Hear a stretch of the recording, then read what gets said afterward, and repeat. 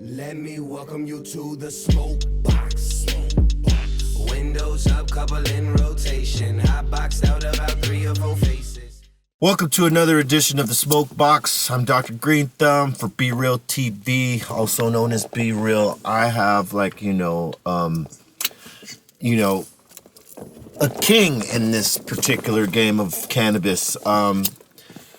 In terms of knowledge on what this plant does for people, the scientific breakdown, I have, the one and only Dr. Bob up in here. If you want to live longer and you want to be healthy, you must consume cannabis on a regular basis. It's an anti-aging drug and it inhibits all age-related illnesses. You joined by a couple of my Be Real TV cohorts back there. Introduce yourselves. This is Valerie, my co-host. And you guys all know Jerry Krasinski. And we're on Yes I Said That tonight, 7 p.m. That's right. New show on Be Real TV. Show. Make sure you check that out. But we got Dr. Bob in here. And it's an honor to have you in here because, mostly we have, musicians and athletes who come and talk about how they like marijuana and sometimes, if they've used it for medical purposes or just leisure, recreational, what their favorite cannabis is and whatnot. But rarely do we get someone who not just enjoys it as a consumer, but knows the plant from its breakdown, like molecules, all its elements. We rarely get that. And it's great to have an educator in here to tell these people exactly what they're smoking. Well, it's important for them to understand not just what they're smoking, but why they're smoking. Why they're smoking. You see, the magic of cannabis is that we make cannabis-like compounds. Right. And they rule everything in our body from conception until death. Right. The wiggling of the sperm meeting up with the egg floating down the tube, the egg implanting it. Everything in your life has to do with cannabis.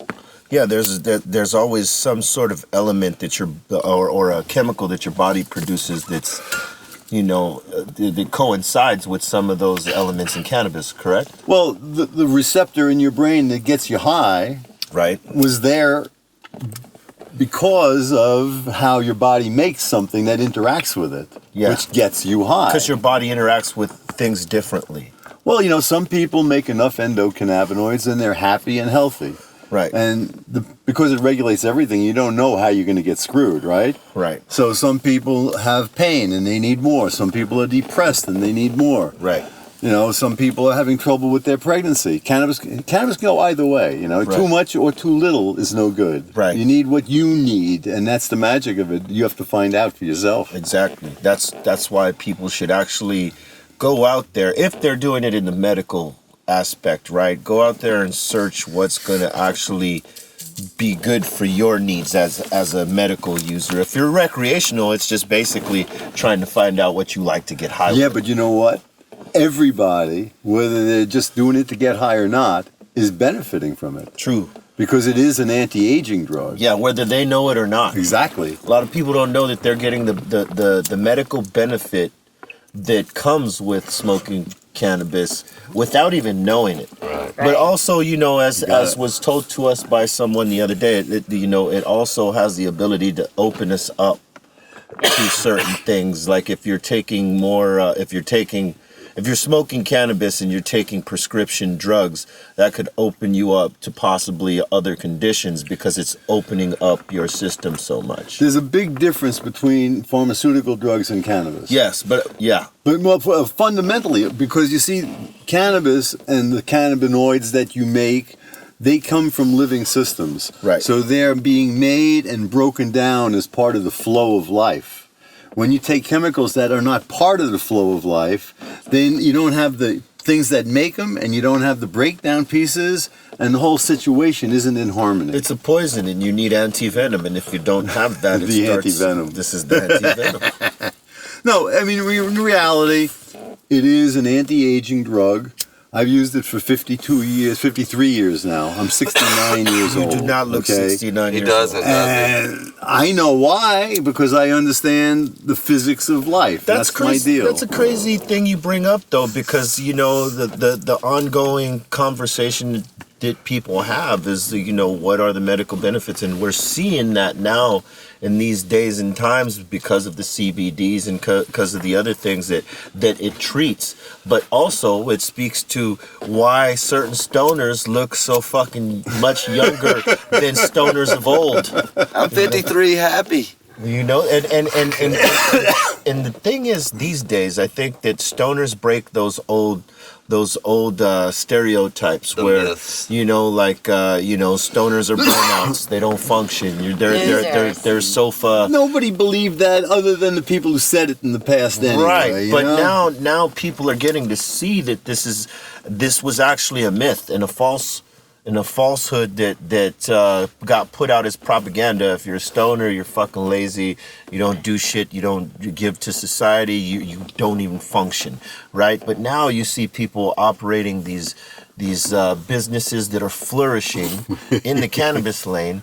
Scientists like yourself coming and breaking down and giving the education which was not allowed to us, 20, 30 years ago. No, it wasn't there. The information wasn't there. And the information wasn't there. They wouldn't even allow anybody to test it to even know. Well, for a long while, it was being tested, and then they started to find out things like it had anti-cancer activity, and all of a sudden, all of that research in the 70s disappeared.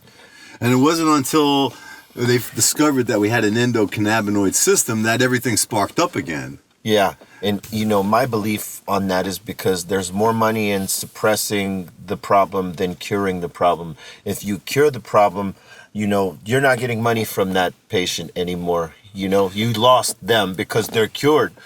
But if you give them something that only suppresses this problem, you got them on the hook forever. Now, as someone who looks at the pharmaceutical from the outside, watching, obviously those of us that pay attention realize that these pharmaceutical companies, what they don't tell you and what they'll never tell you is they're going to give you that suppressant for this, whatever your ailment is. But as you're taking this, it's going to do the damage to your liver or other organs, and you develop other problems. Now you got to take other medication. Yeah, you keep the cascade and going. it's just a domino effect of that bullshit. But because they found what you were talking about, they found that it's antioxidant to a degree, and it can reverse cancer. They stopped that because they know this is the cure for a lot of people. Well, you see, what I disagree with there is that implies they're intelligent enough to know how good cannabis is. That's not the case. That's not the case. I hear you. You see, they've created a box of ignorance, and we all live in that box of ignorance, but this helps us escape, you see? That. Yep. And they believe they're doing good. The doctors believe they're doing good. They go to medical school. They spend all this money. They work hard. What they don't understand is that none of them understand what is life. Yeah. And if you don't understand what life is, how could you be pompous about what you're doing in an effort to help life? Do you think some of the doctors that prescribe this, because some of these guys are just doctors, physicians, family physicians, they don't know shit about chemistry and what they're actually giving to their patients. They're just taking, because let's face it, right? Doctors come out of college or the university and they owe this humongous goddamn student loan because they're not there on a scholarship like an athlete. They actually have to pay for their education. So now you got a pharmaceutical company that says, hey, give up, send these and we'll make you fucking rich. Yep. And some of these doctors are just taking that, not knowing what they're doing to their fucking patients. Well, but again, because they're not educated about what life is. So that was my question. Do you think that they should make these fucking doctors take chemistry so that they know what they're fucking doing? See, I'm so beyond that. All right? Because they do take chemistry and they do take biology. But the problem is, it seems to me at this point that I'm the only person who's made this wonderful discovery. I understand what life is. I've spent my whole life trying to understand what life is. And over the past, 30 years, I've moved further and further in a direction until now I feel satisfied. Right. So when I look at illness, I understand what it is from the point of view of what is life and what has gone wrong here in terms of the flow. Right. Everything's about flow, it's like, right. Just like your blood, Just like your blood flow. Well, it's more like the visuals of psychedelics where you see multiple things interacting with harmony and flowing. Right. That's what your biochemistry does. When you Right. take a psychedelic, you're actually seeing the nature of yourself. Interesting. And it's about harmony and change. Everything is an unfolding. We are part of one big chemical reaction, the Right. planet Earth. Right. All right? And all we are from a scientific point of view, from my scientific point of view, not everybody else's, We're the fleas on the dog. we are quantized probes in adaptability. What that means is the Earth is one big chemistry set. And then look at humanity, the biochemistry of humanity. And right now, the biochemistry of humanity lacks sufficient endocannabinoid activity. Right. And right now, what we are doing is we're increasing the cannabinoid activity of human biochemistry. And that's going to lead us, again, from my perspective, they will think I'm nuts, okay? Right. But stoners know that what I'm saying makes sense. Right. We are in a transition to the next phase of humanity. Right. And what we're doing is we're creating changes in our DNA architecture by using cannabis. It's what's called Right. epigenetics. And as that goes on for a few generations, what's going to happen is that's going to turn into genetics. Right. So the next layer of humanity is going to be more stoned than the past because that's what's always fucking happened. Right. It's the number one neurotransmitter in your brain, and we don't teach it in medical school. Right. and obviously some of these particular products get stronger and stronger, as you go along. Well, So depending on the quality, on what you're buying, yeah, but your body can only use certain much in terms of, it again, depends what you're doing. Right. For HIV and for cancers, you need to take at least a gram a day of high quality oil. Right. And you can control HIV, you can control Kaposi sarcoma, you control herpes infections, you control cancers, and diabetes. You see, that's another thing. People, they don't understand how life works. And what kind of oil would they take for that? Anything with high, you want THC for most things. Yeah, any high potency oil.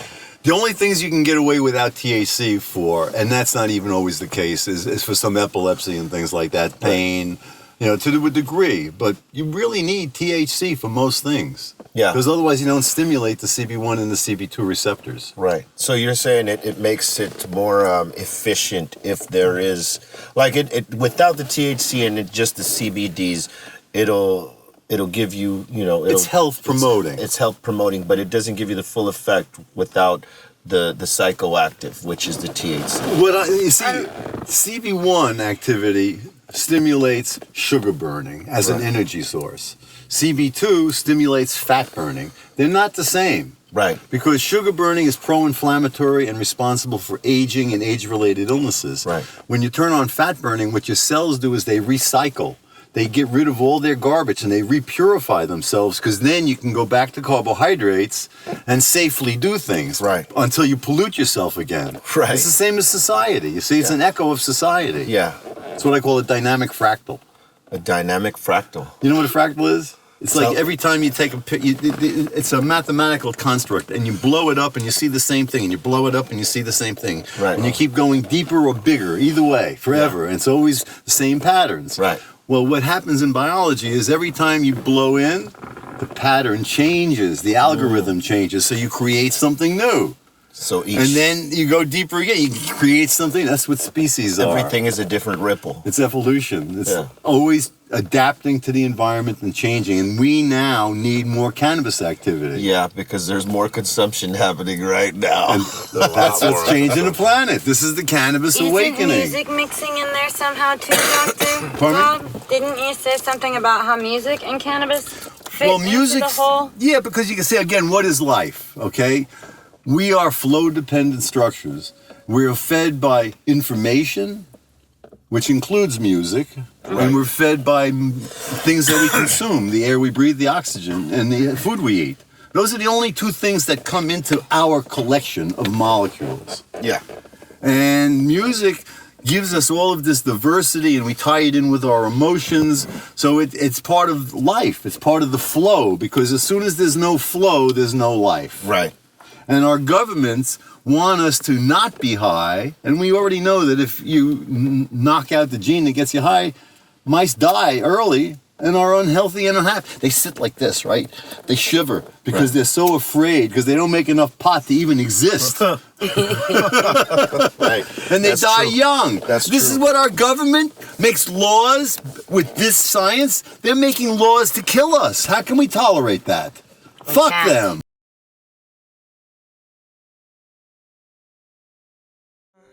Let me welcome you to the smoke box. Windows up, couple in rotation. Hot boxed out about 3 or 4 faces.